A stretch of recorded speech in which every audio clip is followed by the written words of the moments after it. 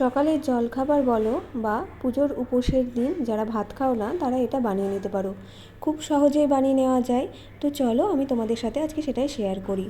তো আজকে আমি বানাবো ডালিয়ার খিচুড়ি, যেটা আমার মেয়েটা খেতে অসম্ভব ভালোবাসে। আমি মাঝে মাঝেই ওকে বানিয়ে দিই, যেহেতু এটা একটু হেলদি, সব রকম সবজি দেওয়া থাকে। ফার্স্টে দেখলে শুকনো কড়াইয়ে ডালিয়া আর ডালটা একটু ভেজে তারপর তুলে রেখে একটু ধুয়ে নিলাম। তারপরে কড়াইয়ে তেল দিয়ে গোটা জিরে, শুকনো লঙ্কা, তেজপাতা ফোড়ন দিয়ে আলু আর গাজর ভেজে নিলাম। অনেক রকম সবজি দেওয়া যায়, বিনস, ক্যাপসিকাম, যে পেঁপে, সব কিছুই দেওয়া যায়, কিন্তু আমার ঘরে আজকে আলু আর গাজরটা ছিল, তো সেই জন্য এই সবজিগুলো দিয়ে করলাম।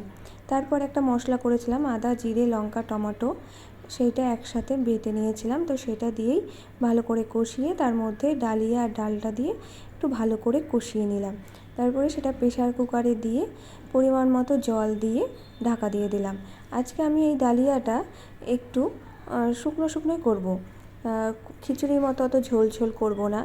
তো দেখো, তারপর একটু লবণ চিনিও দিয়ে দিয়েছিলাম। এই যে হয়ে গেছে, এখন নামিয়ে নিলাম। তো নামিয়ে এখন রুহিকে দিয়ে দিব খেতে। রুহির খুব খিদে পেয়েছিল। তারপরে এখানে দেখো একটু ঘি ছড়িয়ে দিলাম। ডালিয়াটা বেশ গরম গরম খেতে ভালো লাগে, আর সাথে একটু ঘি বেশি করে দিয়ে খেতে অসম্ভব সুন্দর লাগে। আর সাথে রেখেছিলাম পাঁপড় ভাজা। তো চলো আজকের মতো আসি, টাটা।